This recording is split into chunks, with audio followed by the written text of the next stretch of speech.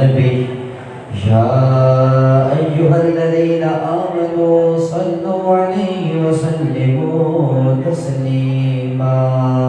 درس محمد صلی اللہ علیہ وسلم کو پڑھے الصلاۃ والسلام علیک یا رسول اللہ الصلاۃ والسلام علیک یا حبیب اللہ الصلاۃ والسلام علیک یا رحمۃ للعالمین وعلى آلك وأصحابك يا خاتم النبيين يا صاحب الجمال ويا سيد البشر من وجهك المنير لقد نور القمر لا يمكن الثناء كما كان حقه بعد خدا بزرگته ليس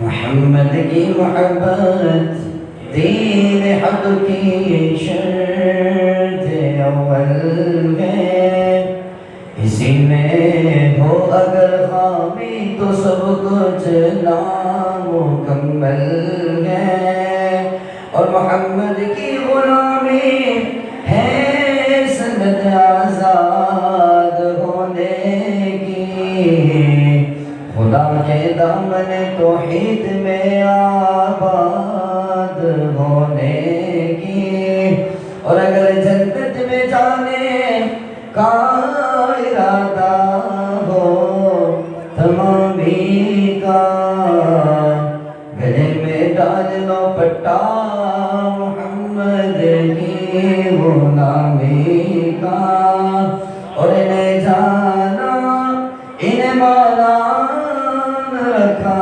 غیر سے کام، للہ الحمد میں دنیا سے مسلمان گیا، اور یہی ہے آرزو تعلیم قرآن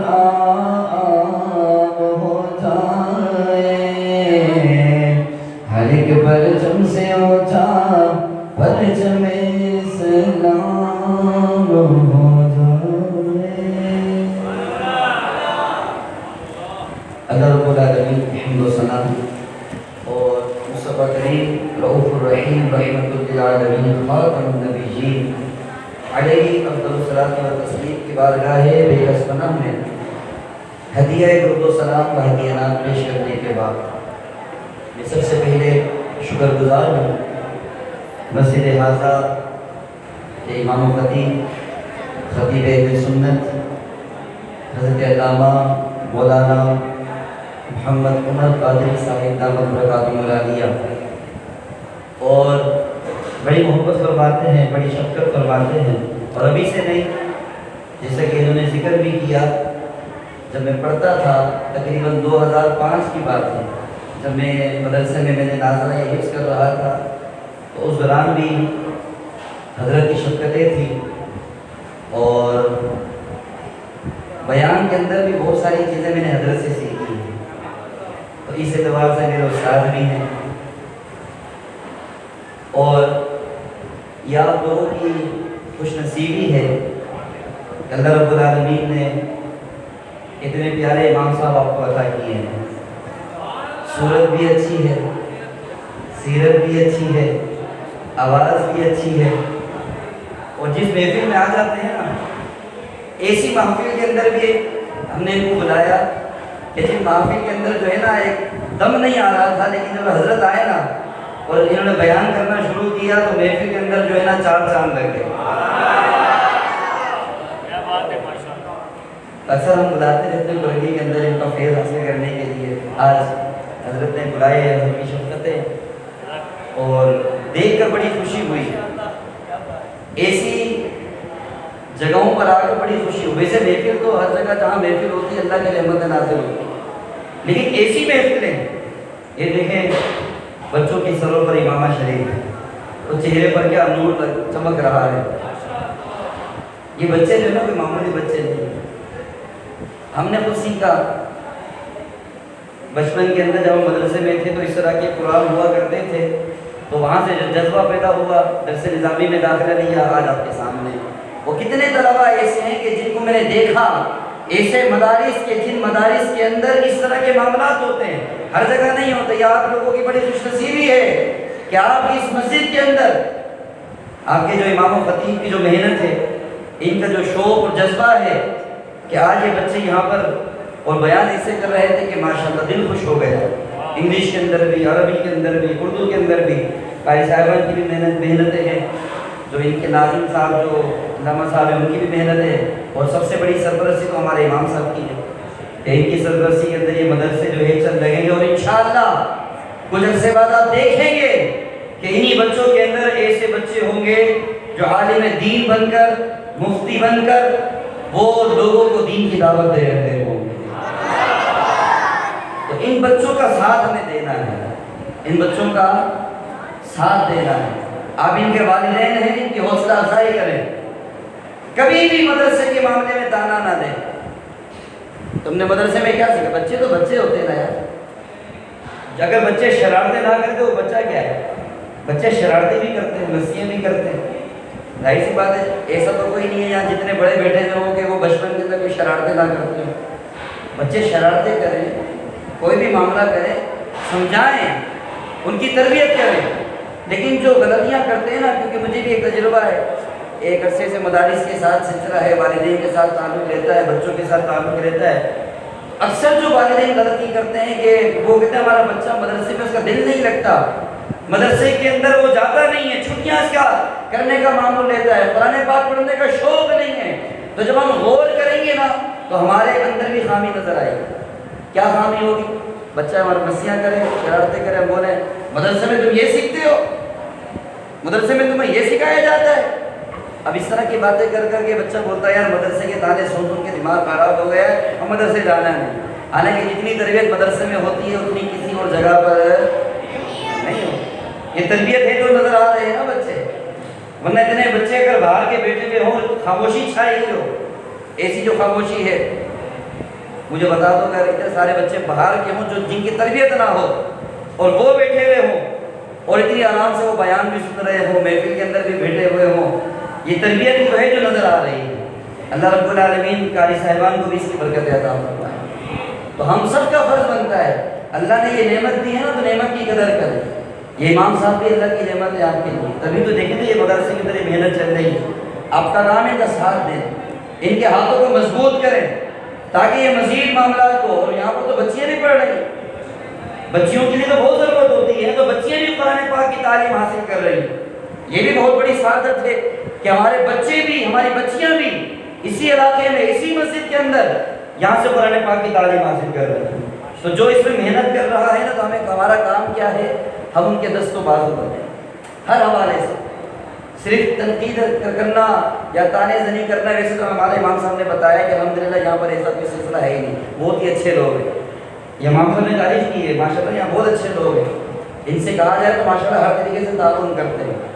تو انشاءاللہ یہ تعاون ہمیں برقرار رکھنا ہے. اور اگلے سال انشاءاللہ یہ بچے کم ہیں تو انشاءاللہ یہ بچے اور بڑھ جائیں گے. ابھی جو بچے ماشاءاللہ یہ بھی تعداد اچھی ہے، لیکن انشاءاللہ آپ کا ساتھ رہے گا یہ بچے اور مزید بڑھیں گے. اور اگر آپ نے ان بچوں پر محنت کر لی، آج ہم لوگ صدقہ جاریہ کرتے ہیں نا کہ چاہتے ہیں ہم اپنے والدین کے لیے، اپنے لیے صدقہ جاریہ. صدقہ جاریہ کا مطلب یہ ہوتا ہے کہ ایسا کام کر جائیں کہ ہم قبر میں بھی چلے جائیں لیکن قبر میں بھی اس کا ثواب ملتا رہا ہو. تو میں کہتا ہوں بہترین صدقہ جاریہ یہ بچے ہیں. ان بچوں پر آپ محنت کریں. یہ بچے آپ کا اپنا بچہ ہو یا مدرسے کا کوئی اور بچہ ہو، جب بھی آپ کے سامنے آئے اس کی حوصلہ افزائی کریں. پوچھے بیٹا قرآن پڑھ رہے ہو؟ ماشاء کون سے دوبارہ چل رہا ہے؟ وہ بولے اماں پارہ پڑھ رہا ہوں، قاعدہ پڑھ رہا ہوں، مدنی قاعدہ پڑھ رہا ہوں، میں پہلا پارہ ہے، دوسرا پارہ ہے. آپ کے ماشاء اللہ کیا بات ہے. اور بچے محنت کرنی ہے، دل لگا کر پڑھنا ہے، اللہ کو راضی کرنے کے لیے پڑھنا ہے. آپ کے چند جملے جو ہے بچے کے اندر حوصلہ افزائی جو بچے کی ہوگی نا، وہ بچہ آگے مزید اس کا دل کھلے گا اور کہے گا نہیں یار مدرسے پڑھنے سے اتنی تعریفیں ہوتی ہیں، مدرسہ پڑھتے ہیں لوگ اتنی حوصلہ افزائی کرتے ہیں. تو یہ بھی ایک تعاون ہے اپنے بچوں کے لیے بھی، اور دیگر جو بچے جو مدرسے میں پڑھ رہے ہیں ان کے ساتھ بھی اب یہ معاملہ رکھیں، ان کی حوصلہ افزائی کریں.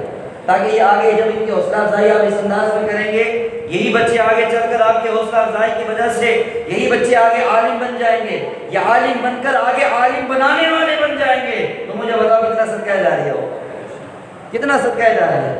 اب حضرت علامہ عمر قادری صاحب دعوت برکاتہ اللہ، میں جب چھوٹا سا تھا نا، جب مدرسے کے اندر میں پڑھتا تھا، اور یہ اس سے بھی پہلے کی بات ہے، یہ اس سے بھی پہلے کی بات ہے جو علامہ صاحب نے بیان کی نا کہ میں نے مدرسے میں جا کر حصہ لیا، بیان کیا، یہ اس سے بھی پہلے کی بات ہے۔ غالباً میں نے اس وقت مدرسے میں داخلہ بھی نہیں لیا تھا، لیکن محفلوں میں جانے کا شوق تھا۔ تو ہمارے کلنگی کے اندر ایک مسجد کے سامنے ہر سال محفل ہوا کرتی تھی، تو وہاں پر علامہ صاحب آئے، تو وہ سب سے پہلے میں نے ان کو وہاں پر سنا اور بڑا اچھا لگا ان کا انداز، اور یہ نعت بیان کے دوران جو نعتیں پڑھتے ہیں تو بس ان کا یہ انداز میں نے بھی لے لیا۔ تو بہرحال ہمیں کیا کرنا ہے، قرآن پاک کی تعلیم کو عام کرنا ہے، اور عام کرنے کے لیے ہمیں ہر طریقے سے تعاون کرنا ہے۔ ایک تو تعاون یہ والا ہے جو میں نے آپ کے سامنے کہا، رسالت ملے ان کی بھی حوصلہ افزائی کریں، ان کی بھی حوصلہ افزائی تو ہر ایک کی ہے نا، یہ چھوٹا کام کر رہے ہیں۔ قاری صاحب کو آپ نے کیا سمجھ لیا؟ جامع القرآن عثمان غنی رضی اللہ تعالیٰ عنہ، جن کا ذکر بھی آپ نے بچوں سے سنا، عثمان غنی رضی اللہ تعالیٰ عنہ سے روایت ہے، وہ کہتے ہیں کہ نبی پاک علیہ السلام نے فرمایا خیرکم من تعلم القرآن وعلم، کہ تم میں بہترین شخص وہ ہے جو قرآن سیکھتا ہے اور دوسروں کو سکھاتا ہے۔ الحمدللہ قرآن سیکھنے والے بھی یہاں پر موجود ہیں، قرآن سکھانے والے بھی یہاں پر موجود ہیں۔ اگر بہترین لوگوں کی زیارت کرنی ہے مصطفیٰ کریم علیہ السلام کے فرمان کے مطابق، اپنے ہمارا ذہن تو کچھ اور، ہم کہتے ہیں جس کے پاس مال بہت زیادہ ہو، جس کے پاس دنیاوی تعلیم بہت زیادہ ہو وہ بہتر ہے۔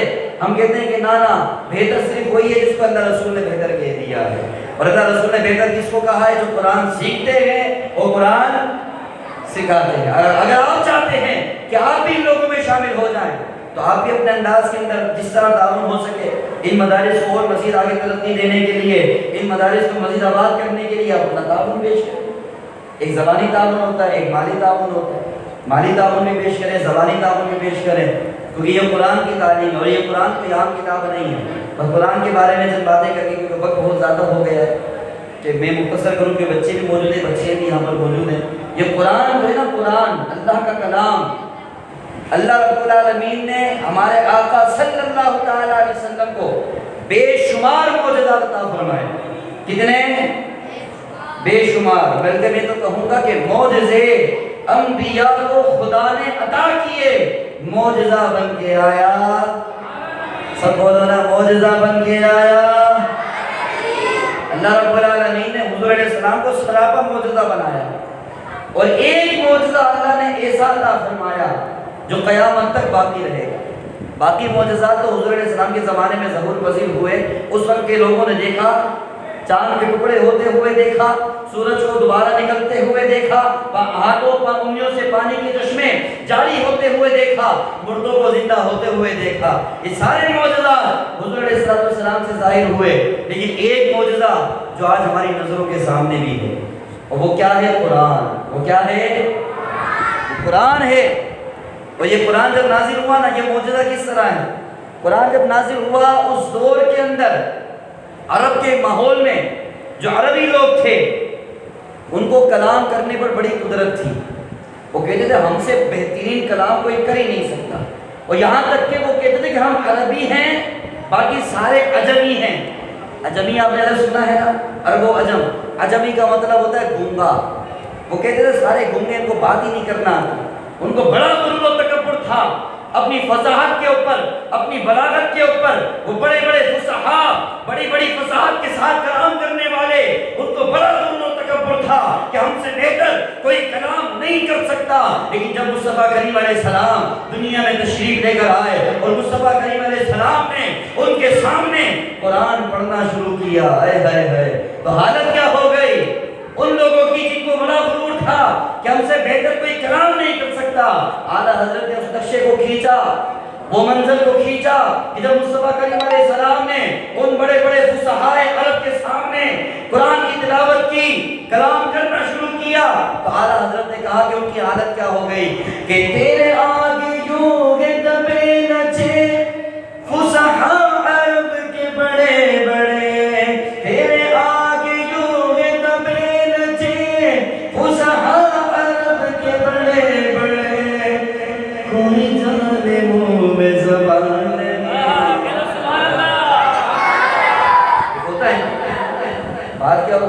کوئی بندہ بڑی شیخیاں مار رہا ہو، میں ایسا ہوں میں ویسا ہوں، اور اس کے سامنے اس سے بڑا آتا ہے، کیا ہو جاتا ہے؟ اس کی بولتی بند ہو جاتی ہے، پھر بولتا ہے ہاں بولنا، بولتی بند ہو گئی ہے تیری، اب تیرے منہ میں زبان نہیں ہے۔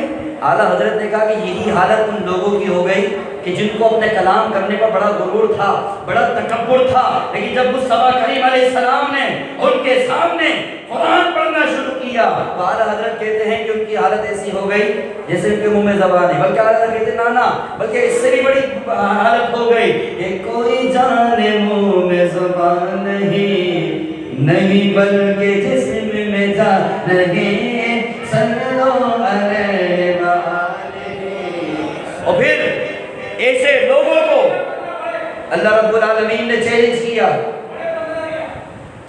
اللہ رب العالمین، توجہ ساری یہاں پر، تو چیلنج کیا کہ جو کہتے تھے کہ نہیں قرآن اللہ کا کلام نہیں، تو اللہ نے قرآن مجید میں جگہ بجگہ کو چیلنج کیا کہ تمہیں اپنے کلام کرنے پر بڑا غرور ہے، بڑا تکبر ہے، وَإِن كُنتُمْ فِي رَيْبٍ مِّمَّا نَزَّلْنَا عَلَىٰ عَبْدِنَا فَأْتُوا بِسُورَةٍ مِّن مِّثْلِهِ وَادْعُوا شُهَدَاءَكُم مِّن دُونِ اللَّهِ إِن كُنتُمْ صَادِقِينَ۔ اللہ نے فرمایا کہ اگر تمہیں شک ہے اس چیز میں جو ہم نے اپنے بندے پر نازل کیا، جو قرآن ہم نے اپنے بندے پر نازل کیا، اپنے حبیب پر نازل کیا، اگر تمہیں شک ہے نا کہ یہ اللہ کا کلام نہیں انسان کا کلام ہے تو تم بھی تو انسان ہونا، فَأْتُوا بِسُورَةٍ ایک سورت لے کر آ جاؤ۔ کیا فرمایا؟ ایک سورت لے کر آ جاؤ اس کی طرح، اور کہا کہ وَادْعُوا شُهَدَاءَكُم مِّن دُونِ اللَّهِ، اللہ کے علاوہ جس کو تم مددگار سمجھتے ہو سب کو بلا لو، صرف قرآن جیسی ایک سورت لے کر آ جاؤ۔ لیکن وہ قرآن جیسی ایک سورت بھی لا سکے؟ ذرا زور سے بولے، قرآن جیسی ایک سورت بھی لا سکے؟ نہیں۔ تو قرآن بے مثل ہے، قرآن کی مثل ہے، قرآن کی مثل ہے، اور یہ قیامت تک کا چیلنج ہے۔ اس وقت کے عرب کے لوگ نہ لا سکے، آج کون کسی قرآن کی مثل لا سکتا ہے؟ کوئی بھی قرآن کی مثل لا سکتا۔ لیکن یہاں ایک اور بات سمجھاتا چلوں آپ لوگوں کو، قرآن پڑھتے ہیں بھائی، ہاں بھی بچوں قرآن پڑھتے ہیں آپ لوگ، قرآن پاک میں کتنے حروف کا استعمال ہوتا ہے پتہ ہے لوگوں کو؟ کتنے حروف کا استعمال ہوتا ہے؟ 29۔ الف با تا ثا جیم، یہ پڑھتے ہیں نا حروف تہجی جن کو کہتے ہیں، پورے قرآن پاک میں یہی 29 حروف ہیں، اس کے علاوہ تو نہیں ہے نا۔ انہی حروف سے مل کر لفظ بنتا ہے، وہ لفظ قرآن کے اندر آ جاتا ہے۔ یہی حروف 29 حروف یہ کلام اللہ کے اندر آ جائے بے مثل ہو جاتے ہیں۔ لیکن جو ہم لوگ عربی میں بات کریں، عربی میں اگر ہم لوگ بات کریں تو پھر ہمارے کلام کے اندر بھی یہی حروف آئیں گے، یہی حروف ہوں گے، یہی 29 حروف ہوں گے۔ تو یہ حروف تہجی جب ان کو نسبت عام بندے سے ہو جائے تو یہ عام رہتے ہیں، لیکن جب ان کو نسبت کلام اللہ سے ہو جائے تو بے مثل بن جاتے ہیں۔ اسی طرح سمجھیے کہ انسان کے اعضاء آنکھ ہے، کان ہے، زبان ہے، ناک ہے، ہاتھ ہے، پاؤں ہیں، جب ان اعضاء کو عام بندوں سے نسبت ہو تو یہ عام رہتے ہیں، جب ان اعضاء کو نسبت رسول اللہ سے ہو جائے تو بے مثل ہو جاتے ہیں۔ جس طرح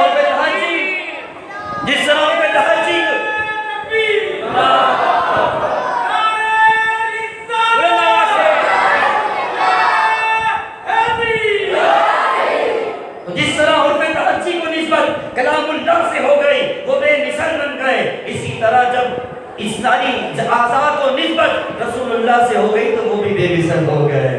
اسی لیے ہم کہتے ہیں کوئی مثل مصطفیٰ کا کبھی تھا نہ ہے نہ ہوگا، کوئی مثل مصطفیٰ کا۔ یہ الحمدللہ ہمارا عقیدہ ہے، حضور کی مثل حضور جیسا۔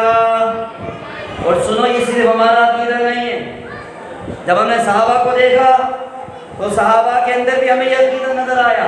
حضرت حسان بن ثابت رضی اللہ تعالیٰ عنہ، دیکھو آخری باتیں کر رہا ہوں، رسول اللہ کی بات ہو رہی ہے، پھر آخر میں اختتام ہو جائے گا، توجہ سب کی یہاں پر ہو۔ جب حسان بن ثابت کو ہم نے سنا تو حسان بن ثابت نے بھی یہی عقیدہ بیان کیا۔ کیا بیان کیا؟ وَأَحْسَنُ مِنْكَ لَمْ تَرَ قَطُّ عَيْنِي، یا رسول اللہ آپ جیسا حسین میری آنکھ نے دیکھا ہی نہیں۔ کیوں نہیں دیکھا؟ سوال پیدا ہو گیا بھئی کیوں نہیں دیکھا؟ اس کا جواب حسان بن ثابت نے اگلے مصرے میں دے دیا، اس لیے نہیں دیکھا کہ وہ اجمل من کلم تلد النساء، کہ کسی ماں نے اتنا حسن و جمال والا جنا ہی نہیں۔ حسان بن ثابت کا بھی عقیدہ کیا ہے؟ حضور کی طرح، حضور کی مثل، اور پھر صحابہ تو صحابہ ہیں، فرشتوں کا بھی یہی عقیدہ، فرشتوں کا بھی یہی عقیدہ ہے۔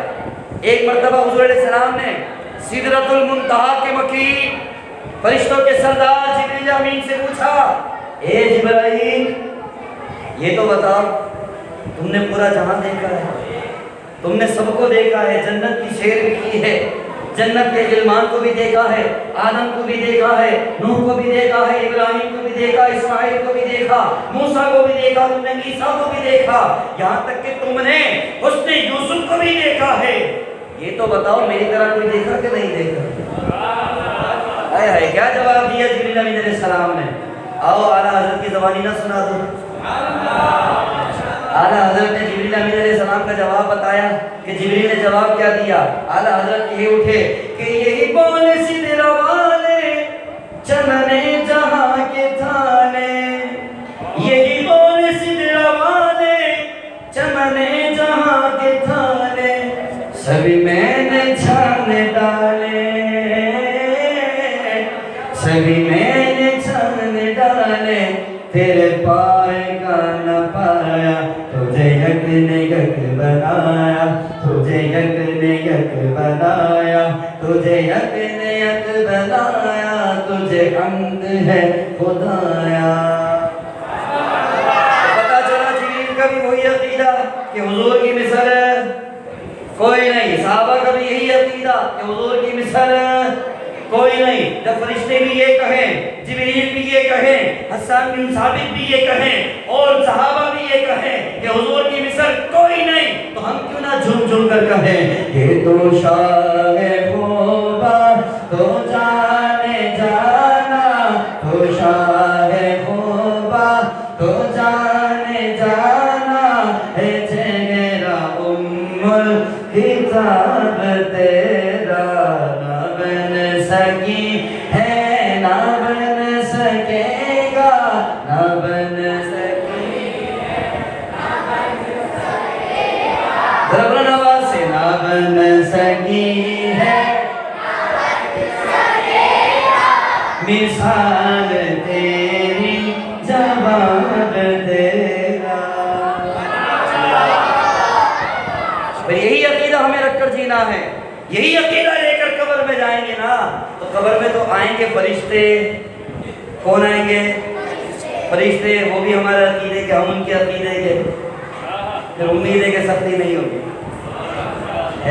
کیونکہ اعلیٰ حضرت ہمیں وہ عقیدہ سکھا گئے جو عقیدہ صحابہ کا، جو عقیدہ فرشتوں کا، جو عقیدہ تابعین کا، جو عقیدہ تبع تابعین کا، یہی عقیدہ اعلیٰ حضرت ہمیں سکھایا ہے۔ اس لیے ہمیں اس عقیدے پر ثابت قدم رہنا ہے، اور بچے بچے کی زبان پر یہ عقیدہ جاری کروا دیا کہ سب سے اعلیٰ ہو اعلیٰ ہمارا نبی، سب سے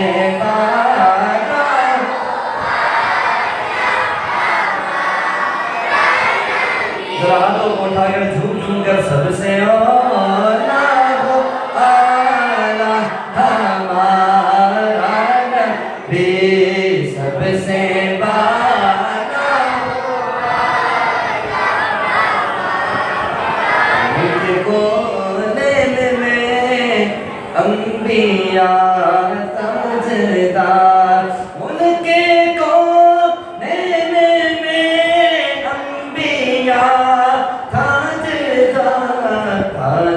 تاجداروں کا آقا، ذرا محبت سے جذبے کے ساتھ، تاجداروں کا آقا، یہ سب سے اعلیٰ،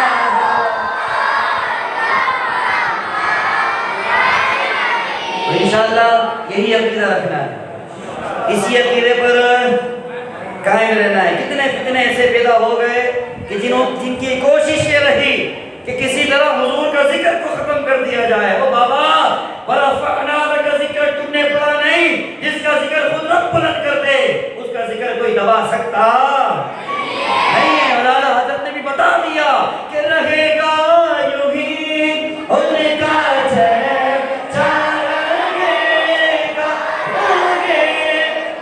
یوں ہی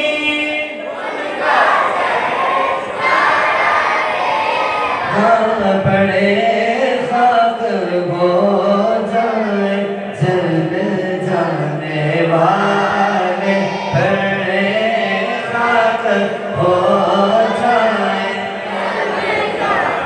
اور یہ پیغام آیا حضرت کا کہ خاک ہو جائیں عدو جل کر مگر ہم کو رضا، دم میں جب تک دم ہے ذکر ان کا سنا